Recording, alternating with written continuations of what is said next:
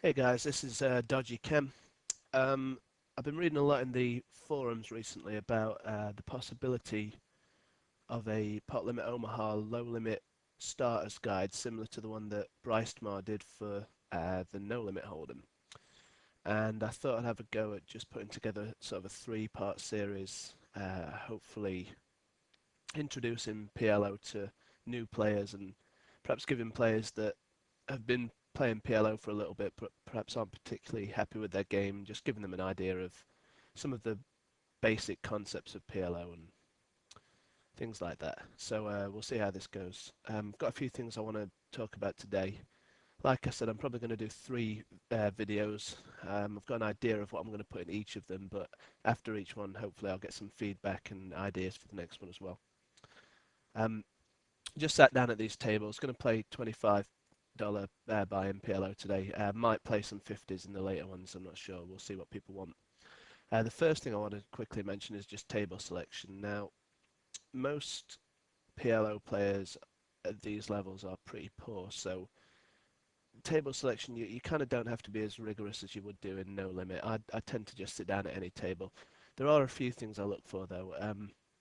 I prefer having, on my left, I prefer having tighter, more passive players. And on my right, the opposite. I prefer having the looser, more aggressive players on my right.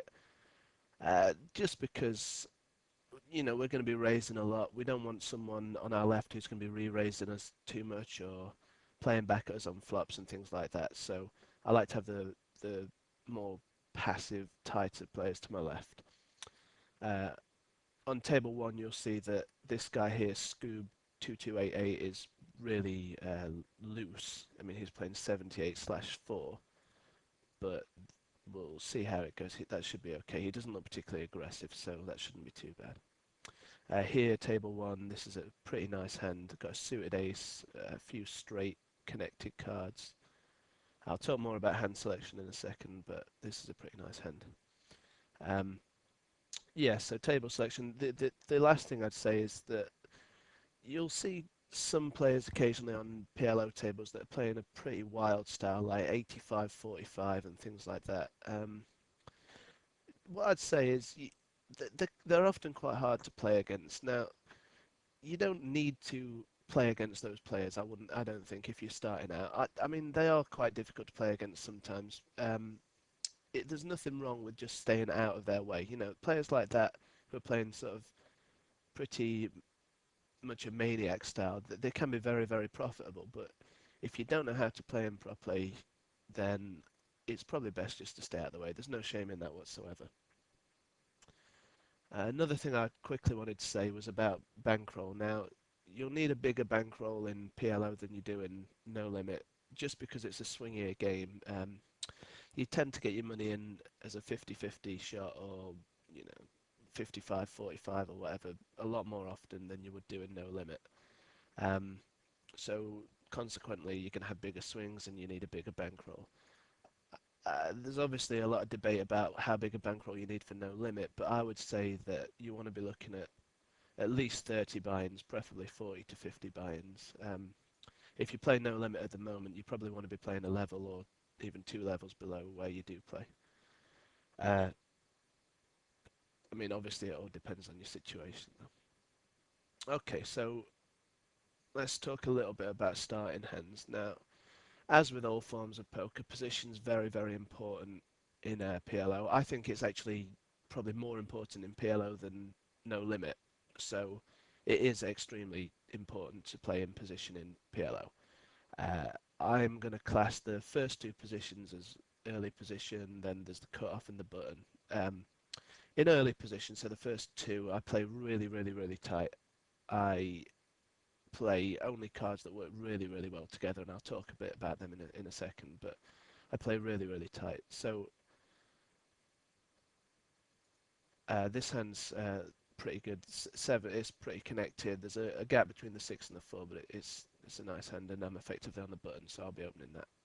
Uh, yeah, so let me come back to my thought in a second. Um, Here, I'm going to bet because if no one has a jack, they're going to have to fold, so I'll just bet once. Uh, Table 1, I flop the nuts. I elected to slow play it, and the board paired, so I'm actually just going to throw this away because it's so likely he's got an ace jack or an ace king or something, so a bit of a shame, but I'll throw that away. Table 2, I've got a gut shot. A jack will give me a non-nut straight, so I'm just going to, even though I raised, I'm just going to check and probably fold this. Even if I hit the jack, I'm not going to be that confident, although I have got 2 of the 10s, so it's a bit less likely that someone else has got a 10. Okay, so yeah, so the first 2 positions you want to be playing really, really tightly, and then you can open up in the cutoff and open up quite a lot on the button. I mean, for example, on table 1, I wouldn't open up quite as much from the cutoff just because I think this guy to my left is going to be calling quite often. So I'll probably play a little bit tighter from the cutoff than I would do normally on that table. And if you're just starting off, I think there's nothing wrong with playing tight. You know, I know that Brian Townsend and Stinger and a lot of the other top PLO players will probably play a style around 30-22 or something around there. But there's certainly nothing wrong with playing a lot tighter than that when you start out. And in fact, I would recommend playing a lot tighter than that. I personally play somewhere around 23-17, 23-16, I think. I think even tighter than that at this limit is probably fine. Table 2, I've got a non-nut flush draw, a bet and a raise. It's an easy fold. I'll come back to my starting hand thought in a second. Table 1, I raised up aces with a king and a 7. Not great aces, but got a suit. Here, I'm facing a min bet. I'm not going to raise because aces, even on a queen 8-3 board where there aren't really any draws out, aces aren't that strong. And now I'm just going to give them up. I'm going to be talking more about the value of hands and stuff later on or in a later video, but you definitely don't want to get sort of married to your aces here, married to an overpair, because an overpair in this game just isn't anywhere near as strong as it is in No Limit. Okay, so there's nothing wrong with playing really pretty tight to start off with. If you're not comfortable playing a certain type of hand after the flop, then you want to be playing a little bit tighter to get yourself into less marginal spots. Now, with regards to the types of hands that you can actually open, obviously Omaha is a game where you get dealt 4 cards. Now, the main objective with a starting hand is to have all 4 of those cards working together in some way. So if you have something like Queen, Jack, 10, 9, that's a pretty nice starting hand because all 4 cards work together. If you have Queen, Jack, 10, 9, where the Queen and the 9 are both spades, then that's even better because you've got a possibility of making a flush as well. And if the other 2 cards were suited as well, that's even better still. So the more the cards are coordinated with each other, the better the starting hand, basically. Now, if you have something like Queen, Jack, 10, 3, and the 3 is not even suited to anything, now that's obviously a lot worse of a starting hand. It's still playable in some situations, but in general, you want all 4 cards to be working together. Now, in an Omaha hand, there's a few different features that you can have. Now, one feature that an Omaha starting hand has is it'll contain a pair. So this raise on table 1's a little loose under the gun, but I'll make it. Let me come back to my talk on starting hands in a second. So here I flop top 2 with the second nut flush draw. Just going to bet out. This is a pretty nice flop for me. We'll see what happens. In PLO, you don't really want to be drawing to non-nut flushes, but that hand was pretty strong, so it would have been difficult to fold that at any point. Yeah, so one feature that an Omaha hand has is it contains a pair. Now, you really, really want to be starting with high pairs. So I class high pairs as aces through to 10s. Even pocket 10s can get you in a little bit of trouble, but aces through to 10s are the good pairs that you want to be starting with. Now, it's pretty dangerous, especially for a beginning PLO player, to be playing starting hands that contain a low pair, so a pair of nines through to deuces, because even if you make a set with those types of hands, it can get you in quite a lot of trouble sometimes, especially if you're facing a lot of action. So you really want to be avoiding playing hands with low pairs, especially to start off with, and concentrating on playing hands with high pairs in them. Now, having a pair in your hand doesn't make your hand a great PLO hand. For example, if you have something like King, King, 7, Deuce with no flush draws, that's not a particularly good starting hand. Now, I'd still probably play it most of the time, not always, most of the time though, but it's not as good as it probably looks. You really want the other cards in your, here I'm going to limp on table 2. You really want the other cards in your hand to sort of work together. So if you have King, King, 9, 8 with a couple of flush draws, that's a really nice hand. So your big pair hands, you want them to have something else going on for them as well. Here, got top pair, but nothing else. Just going to fold. So yeah, one feature that a PLO hand can have is it can contain a pair. Another feature of a PLO hand is it can contain a wrap. So a wrap is sort of 4 cards that are connected together. So like a Jack 10 9 8 or even a Jack 10 9 7 or something like that. Now wraps are really really interesting. They can flop some huge draws, and that's one of the exciting things about PLO, and that's one of the reasons that you often get so much action in a PLO game. Um, I'm actually just going to try and find a new table too, because this one's been four-handed for a while now, and I'd rather play six-handed. Excuse me. Okay, so yeah, so another feature is a wrap. So basically with wraps, the higher the cards are, the better. So if you've got Jack 10 9 8, that's a lot stronger a starting hand than something like 6 5 4 3. So the higher the better. And the basic reason for that is because the higher wraps can or will form more nut hands or more nut draws after the flop. So it's much easier to flop the nut draw if you're holding Jack 10 9 8 than it is if you're holding 6 5 4 3. Often with the 6 5 4 3, you'll flop the low end of a straight draw, and you might end up being against a high end of a straight draw or something like that. So the higher the wrap, the better, basically. Let me just get this table in. Okay. Um, the other thing to note with wraps is if they have gaps in between the cards, that makes them a lot weaker. So if you've got something like Jack 10 8 6, that is a lot weaker than Jack 10 8 7 and Jack 10 9 8 and things like that. So you really want as few gaps as possible. And if you have got gaps in your hand, you want the gaps to be further down. So for example, Jack 10 9 8, sorry, excuse me, Jack 10 9 7 is a lot stronger than Jack 9 8 7. So here I've flopped a good shot. I'm just going to check with 3 other players in. Yeah, so Jack 10 9 7, where the gap is between the last 2 cards, is a lot stronger than Jack 9 8 7, where the gap is between the top 2. And that's a really important concept because it can get you into a lot of trouble if you play hands that have got high gaps in them, because what it means is you'll just often flop a hand that isn't drawing to the nuts, or you'll flop a weak draw or something like that, a draw that can get you into trouble. So it's much better at first to just stick to the stronger hands.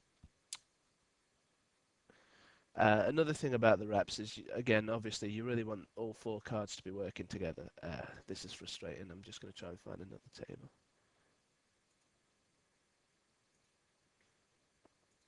Yeah, so you really want to try and find wraps where all 4 cards work together. So if you have something like Jack 9 10, Jack 10 9 3, that's just nowhere near as strong because basically you're starting with 3 cards instead of 4. So you really want 4 card wraps. There are some 3 card wraps that are okay. Things like Ace 9 8 7 are good, especially if the ace is suited. because then you can flop like a flush draw and a straight draw. And things like Jack, Jack, 10, 9 are good as well, with a good pair and a 3-card wrap. So there are some 3-card wraps that are good, but in general, um, you don't really want to be playing too many 3-card wraps where you've just got sort of a dangler, just a card that doesn't do anything for your hand. Okay, let's check this table out. Play on this one for a little while. The other thing that I should have mentioned with table selection is you really want to be playing against full stacks. So it's really frustrating when you get people with, less than half a buy-in or 40% of a buy-in or whatever they have. Here, this hand looks sort of pretty, 10, 9, 5, 4, but the gap between the 9 and the 5 are just huge. I'm just going to fold that. This hand on table 1 it's not great. There's a couple of gaps. If this was King, Queen, 10, 9, it would be a lot stronger. If it was King, Queen, Jack, 8, it would be a lot stronger. But, I'll still open it. It is a little loose under the gun. Not really flopped anything. I flopped a gut shot, but that's not too good. I'm just going to bet once and hope to take this down.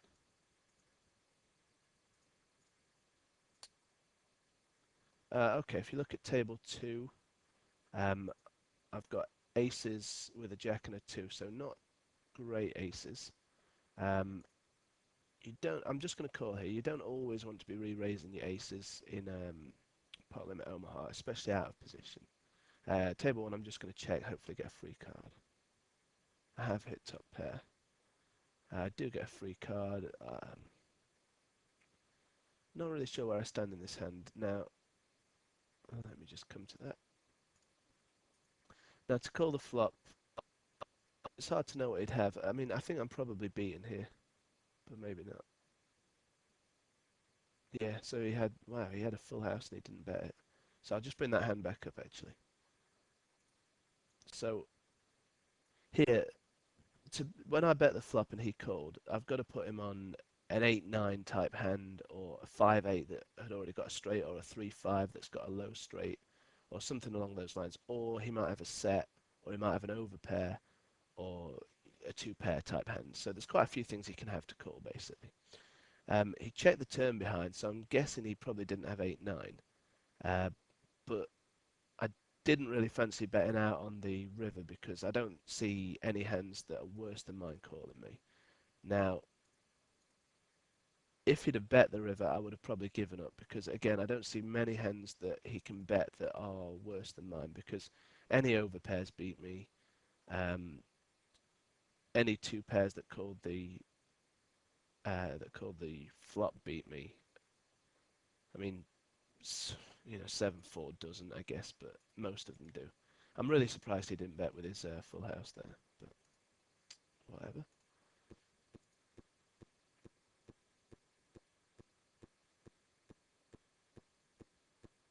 Yeah, so you really want to be playing games where the players around you have got full stacks. So in fact, I've found a better one here, so let me bring this in. I apologise about the chopping and changing of tables, but unfortunately they seem to be breaking a little bit at this time. Okay, if you look at table 1, this is a reasonable starting hand. Pocket kings with 1 king suited and a 10, which sort of can form a few straights. The 2 is a bit of a dangler, but it's an okay starting hand. Definitely going to limp. If I was on the button, I'd probably raise this up. If there was a raise before me, I probably would have just thrown it away. Here for a min raise, I'm definitely going to call.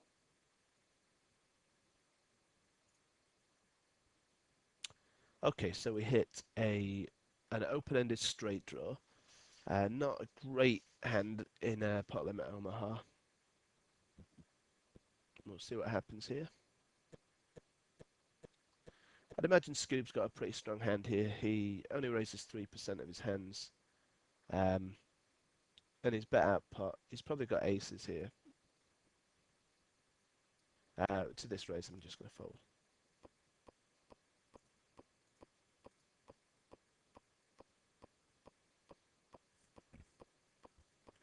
Rock on could have anything from a set of 4s to queen jack to a set of queens, set of jacks. sort of a wrap, like a king 10 9 type hand. We'll see, I guess. I think Scoob here will have aces or some sort of good wrap or pocket queens or something.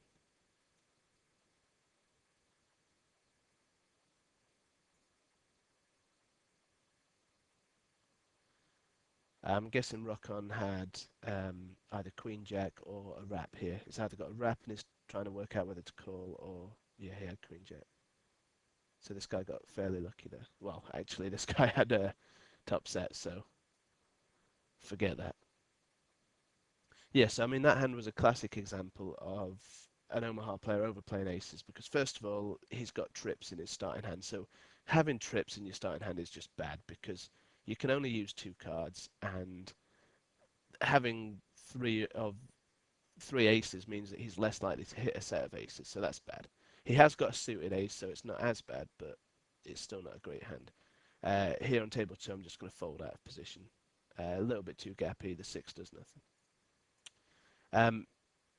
Now, if this guy had just been against one player, I mean, if I was him, I would have folded to the flop raise.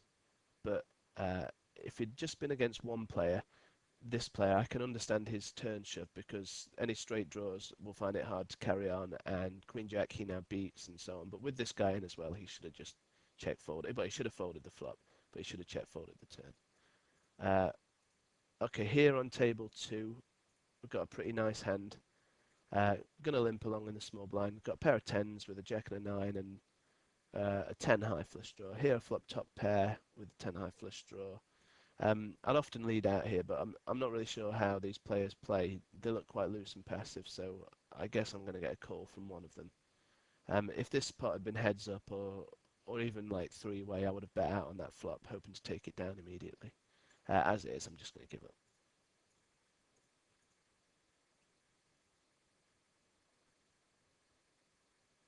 And this guy didn't bet his 3 sevens on the end, so these games look pretty passive.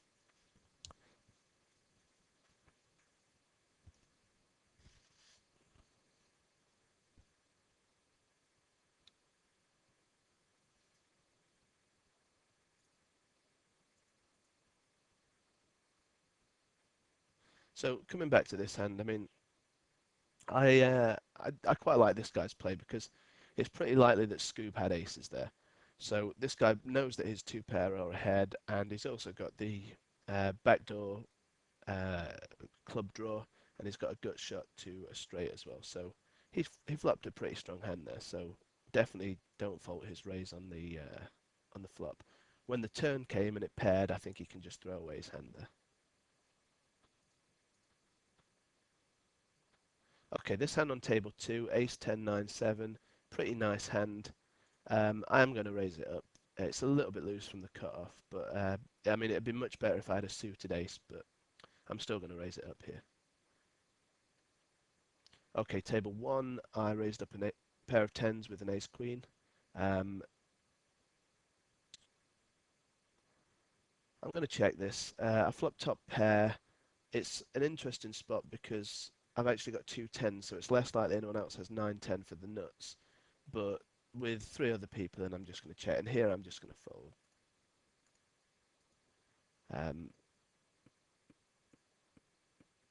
Table two, well, I've turned top and bottom pair, which is pretty weak in Omaha. I'm just going to check this down and hope I'm good. I don't think there's any way that I'm good here, but you never know. No. And I don't think I was going to get this guy to fold that hand at any point.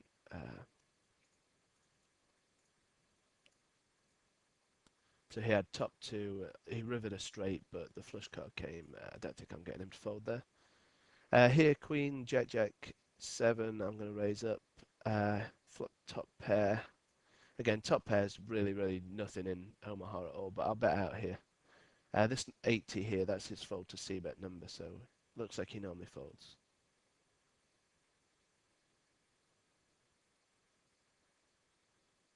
Not sure if he's thinking here or just typing in the chat. I think he's probably just typing. Here I'm going to bet again because I have two jacks, so heads up, it's just a lot less likely that he's got Jack King or anything like that. Having said that, he did call the flop, so he could well have the straight draw, but I'll bet once more and try and take that down.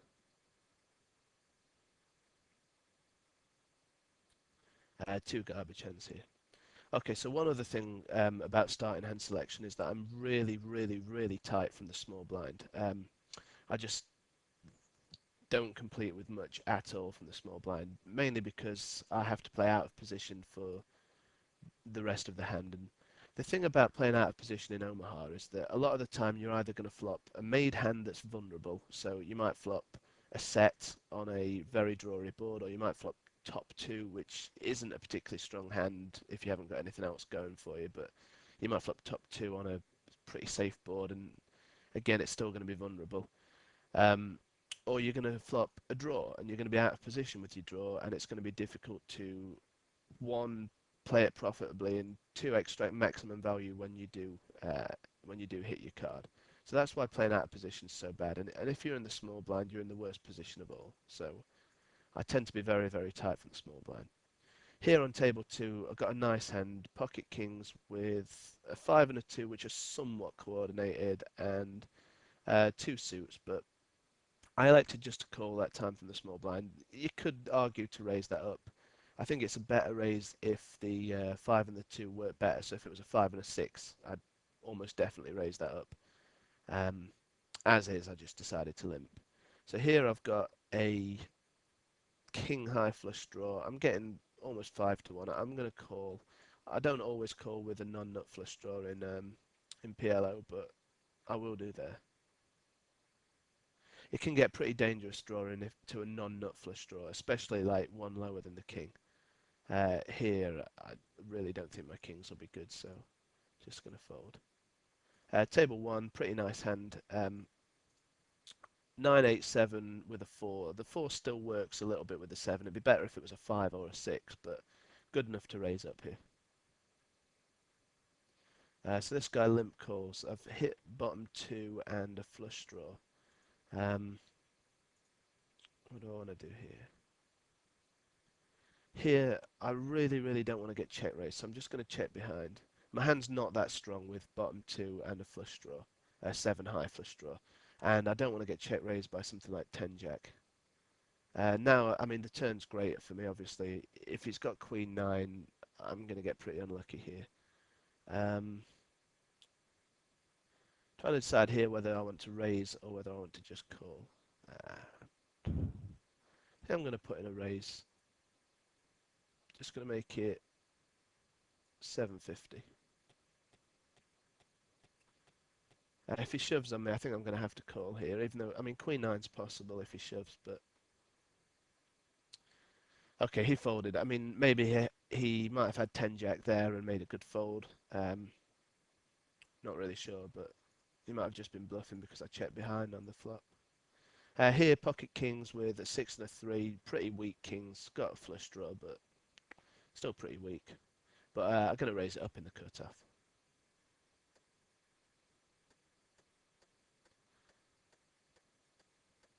Pretty poor flop for me. Just going to be check folding this. Another thing I'll mention about PLO is that I don't c-bet anywhere near as much, I don't think, as I do in no limit. Especially at sort of the $25 level, because your c-bet just is not going to be profitable enough at the time. Okay, here's quite an interesting situation because there's a possible flush out, and I'm holding the nut flush card of that flush. So this is a good spot to put in a raise representing the nut flush. So I'm actually going to try that. Now, it's not the best situation because I've just raised this guy and he's a short stack, so he might shove with a weaker flush, but I'm going to try it anyway. He showed last hand that he can fold a hand, so we'll try it. He didn't, so that's a shame, but that move will work a decent amount of the time there, enough to make it profitable. I'm just going to tank this and then fold. So I'd make a note on this guy that he will bet 3 bets, none nut flush on the turn. And I'll just fold. So that's a shame, but I mean, that's a move that will work enough to be profitable there because this guy, it's impossible for him to have the nut flush because I'm holding that card. So he's basically stacking off there without the nut flush, which in the long run will lose him money. So that play probably works better at sort of higher limits where people are more likely to fold a non-nut flush, but it's still almost certainly a profitable move.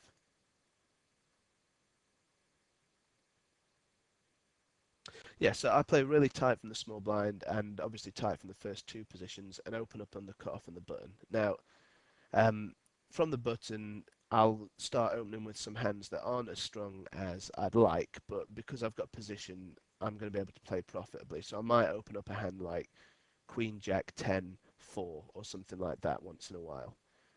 There's no shame in not opening those hands, but I might open up a few of those hands just because in position they're strong enough to play, I think, strong enough to play profitably. So here under the gun, I've got a decent hand, Jack 10 at 8-7. I'll be raising it up.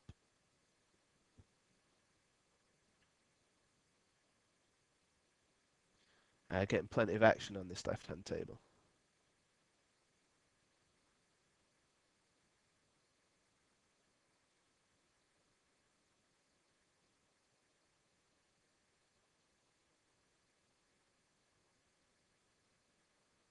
Okay, so we'd flop a gut shot, but on a paired board, uh, I'm never going to be putting any more money in with this, I don't think.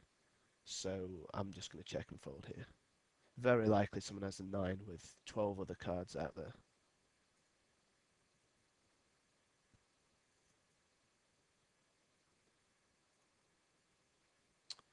One thing I will be doing is, along with the video, when I post this video, I'll be putting a couple of links to some PLO articles.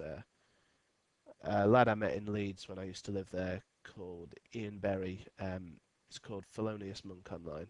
He is a pretty good pot limit Omaha player, and he wrote a few articles a couple of years back that are really good articles, I think. And they're definitely worth a read if you're just starting out in the game, or even if you've been playing the game for a while. One of them's on just starting hands and what makes up a starting hand, and there's another on sort of some post-flop plays that you can make and things like that. So they are very, very good. So here again, I flop a similar situation where I've got the nut flush card, so no one else can have the nut flush. This is slightly better because I've actually got a set of tens as well. So I'm going to bet out here and hopefully take it down. But if not, I've got some outs to a full house and we'll go from there.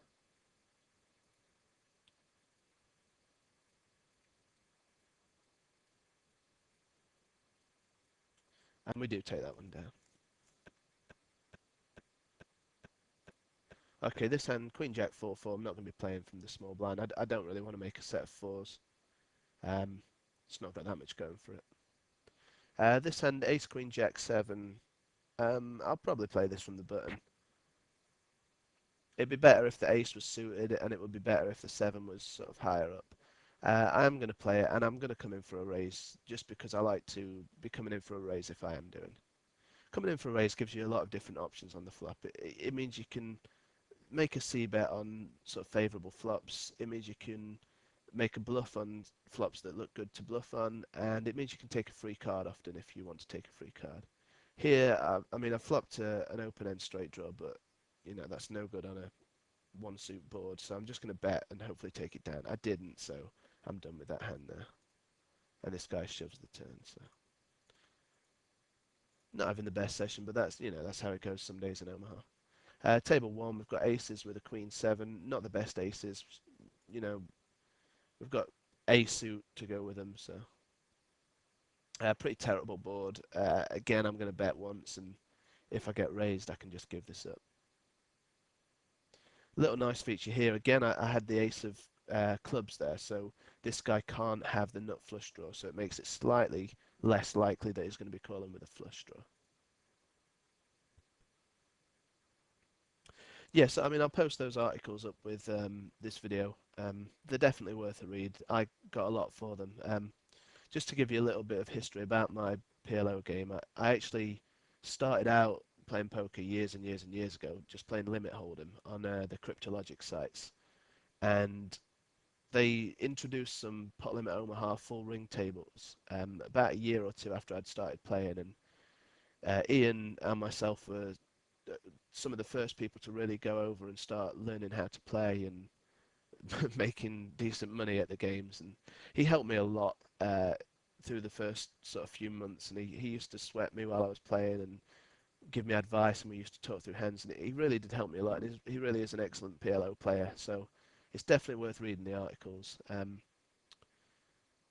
He's also a big part of a forum called Bet the Pot Forum. It's bet hyphen the hyphen pot.com, which is again it's a decent forum. I mean, I personally prefer Cardrunners, but it's pretty good for PLO. I think they get quite a lot of talk going in their PLO forum. So if you do play PLO, and you might want to check that out as well, just to see how it goes.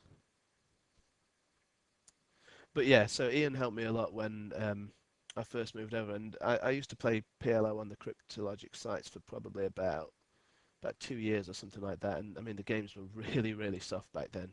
You basically had to hit a set or a good draw and get paid off by someone overplaying their aces, someone that come over from no limit. So they really, really were soft. I mean, they're fairly soft now, but back then they were just gold mines, and it was quite good fun to be playing on them. Since then, I mean, I think most people probably realise from my posts, I'm primarily playing no limit now at the 400s and the 600s. But I like to play Omaha now and then. It drives me a little bit insane with the swings, but I still like to play.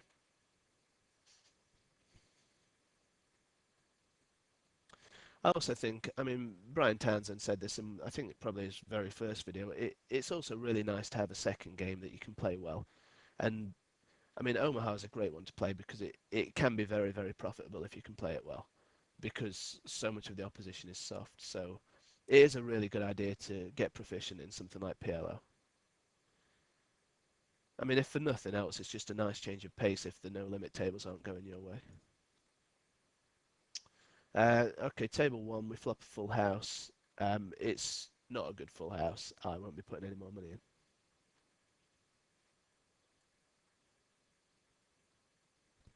This guy had tens there then. Okay, if you look at table one, I've got two pair. I've got pocket eights and pocket fives with a very poor flush draw. I mean, to a raise, I'm never playing this, especially from a guy with a stack like this. But if I'd had perhaps 8877 or 8866, I might have limped along in the small blind. I'm not sure. It depends how I feel, but it's pretty weak. I mean, like I say, playing low pairs can really get you into trouble post flop a lot of the time.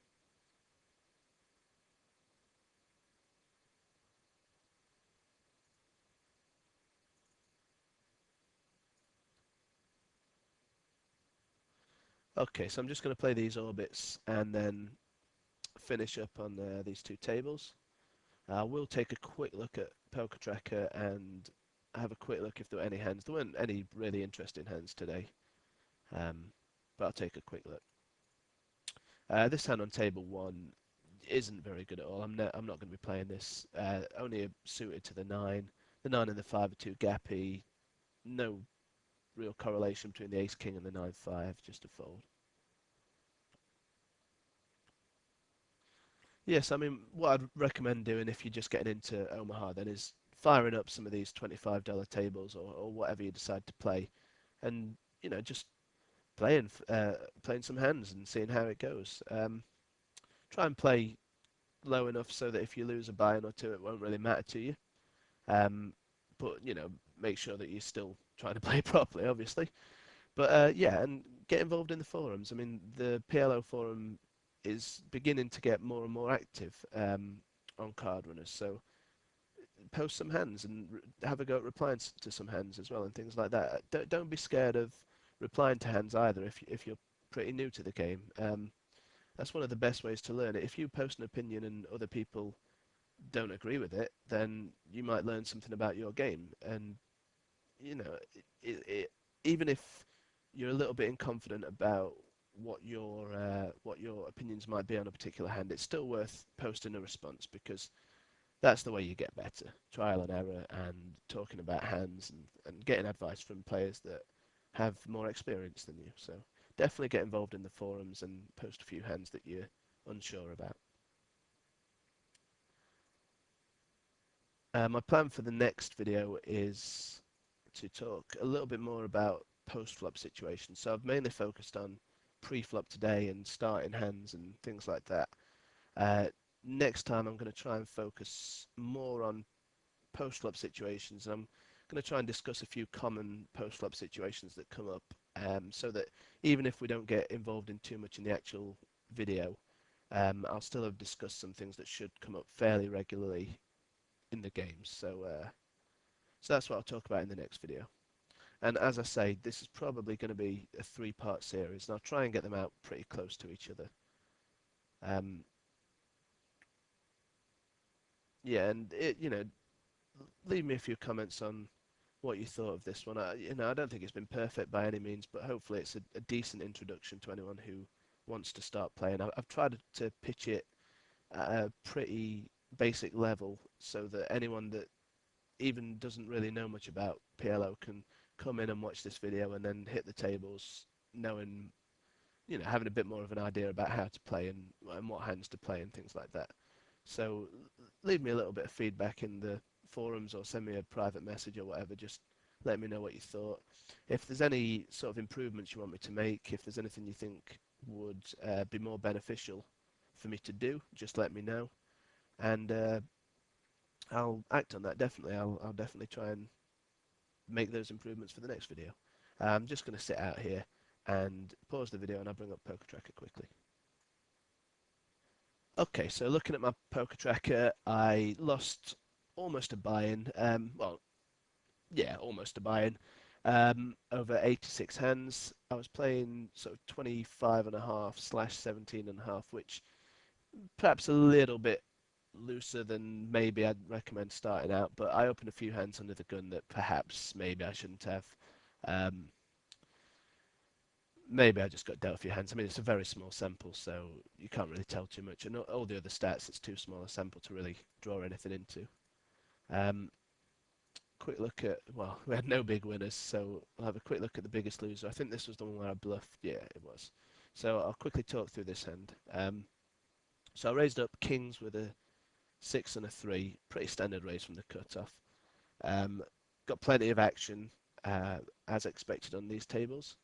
I decided to check the flop because there's not really any point betting. It's likely someone's got an ace, and I don't think I'm going to fold anyone out. Uh, on the turn, an interesting situation came up where a flush card hit, and I had the nut flush card, the bare nut flush card in my hand. So what that means is that no one else here can have the nut flush. No one can have the king high flush because I hold the king of clubs.